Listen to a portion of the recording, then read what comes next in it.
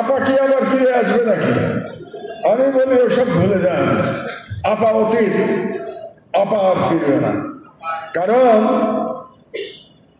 এটা শেষ হয়ে গেছে এবং এই চ্যাপ্টার ইজ ক্লোজড। তবে এটাকে ফাইনালি ক্লোজ করবার জন্য আমাদের সবার একটা শান্তিপূর্ণ গ্রহণযোগ্য নির্বাচন লাগবে। শান্তিপূর্ণ গ্রহণযোগ্য নির্বাচন করতে পারলে শেখ হাসিনার মতো ফ্যাসিস্টদের বাংলাদেশে কবর রচনা হয়ে যাবে। আর তবে এখানে একটা কথা আছে, কবর রচনা হয়ে যাবে তো বললাম, এখানে আমাদের ভোটারদের একটা কাজ আছে, সেটার আহ্বান জানাবো আমি ভোটারদের প্রতি, রাজনীতিবিদদের প্রতি আহ্বান জানিয়েছি, জেনজিকে বলেছি বা জুলাই যোদ্ধা জেনারেশনকে বলেছি, ভোটারদের প্রতি আহ্বান, কোন ভারতীয় দালালকে ভোট দেবেন না। দল বুঝি না আমরা দল বুঝি না, আমরা শুধু বুঝি ভারতীয় কোন দালাল যেন পার্লামেন্টে যেতে না পারে।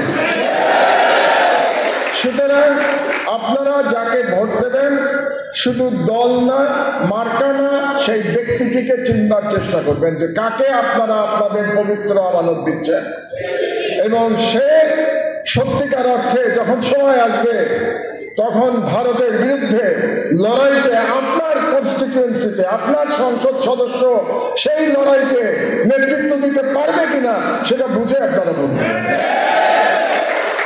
এইটুকু যদি আমরা করতে পারি তাহলে আমি আশাবাদী 18 কোটি মানুষের দেশকে দিল্লি আর কখনো পদানত করতে সক্ষম হবে না ইনশাআল্লাহ।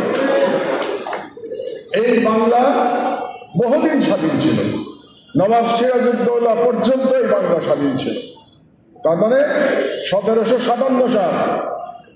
তারপরে ব্রিটিশ ঔপনিবেশিক শক্তি এটাকে দখল করেছিল 190 বছর, 1947। তারপরে আবার স্বাধীন হয়েছে 1947-এ, কিন্তু স্বাধীনতা ছিল, আপনারা ভুলে যাবেন না যে 1947 স্বাধীনতা ছিল না। 1947 মুসলমানের জন্য একটি স্বাধীন আবাসভূমি তৈরি করা হয়েছিল। সেখানে কি ভুলভ্রান্তি হয়েছে সেটা বেঞ্জিন বলেছে, আমি তার পুনরাবৃত্তিতে যাচ্ছি না, এটা নিয়ে দীর্ঘ আলোচনা করা যেতে পারে। আর 1971-এ আমরা নতুন করে স্বাধীন হয়েছি কারণ পাকিস্তানি শাসক গোষ্ঠী আমাদের প্রতি জুলুম করেছিল। জুলুমের বিরুদ্ধে লড়াই করা প্রত্যেক মুসলমানের কর্তব্য, কাজে পাকিস্তানিরা জুলুম পাচ্ছিল, তাদের বিরুদ্ধে আমরা লড়াই করেছি। লড়াই করে আমরা 71 সালে স্বাধীন হয়েছি। দুর্ভাগ্যজনকভাবে আমাদের স্বাধীনতা সম্পূর্ণ ছিল না 71 সালের পরে, কারণ শেখ মুজিবুর রহমান বাংলাদেশ দিল্লির নির্দেশে চালাতেন। কাজে বাংলাদেশে একটা প্রচ্ছন্ন দিল্লির উপনিবেশ ছিল শেখ মুজিবুর রহমানের আমলে। আমরা প্রকৃত স্বাধীন হয়েছিলাম 1975 সালে 7ই নভেম্বর। 7ই নভেম্বরের যে সিপাহী জনতা বিপ্লব ছিল, সেই বিপ্লবের মাধ্যমে আমরা প্রকৃত স্বাধীনতা অর্জন করেছিলাম, এবং সেই বিপ্লবের মহানায়ক ছিলেন শহীদ জিয়া। এবং আপনাদেরকে আরেকটা কথা বলি,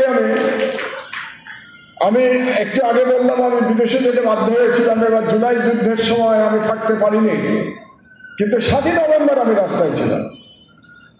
7ই নভেম্বরের যে স্পিরিট নিয়ে আমরা 7ই নভেম্বরের রাস্তায় ছিলাম, আমি আপনাদেরকে বলছি একই স্পিরিট নিয়ে এবার বাংলাদেশের ছাত্র জনতা একই স্পিরিট নিয়ে জুলাই যুদ্ধের সময় রাস্তায়। স্পিরিটটা কি? দুটা।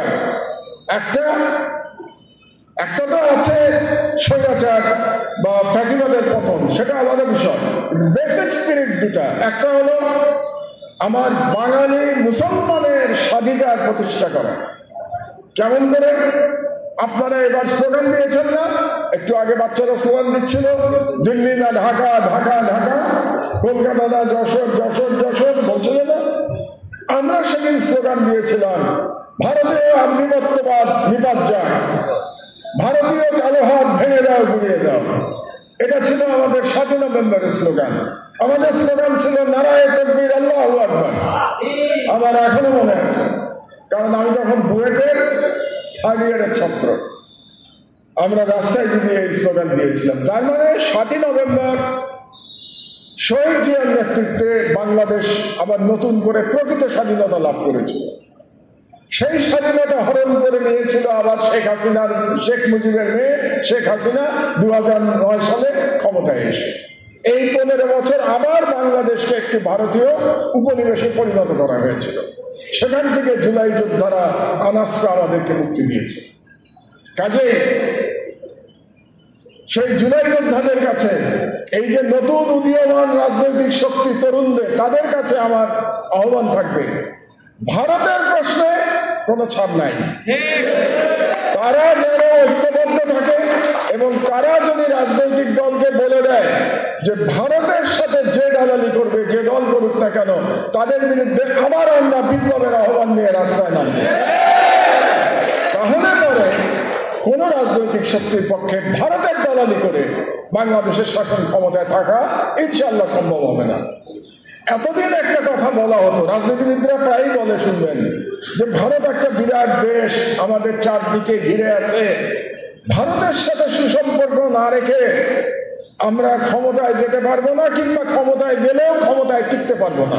এটা রাজনীতিবিদদের কনভেনশনাল উইজডম, এটা প্রায়ই শুনবেন রাজনীতিবিদদের মুখে। আমরা উল্টো কথা বলতে চাই, ভারতের সাথে দালালি করে কেউ ক্ষমতায় থাকতে পারে। এখন থেকে এটাই হোক আমাদের স্লোগান।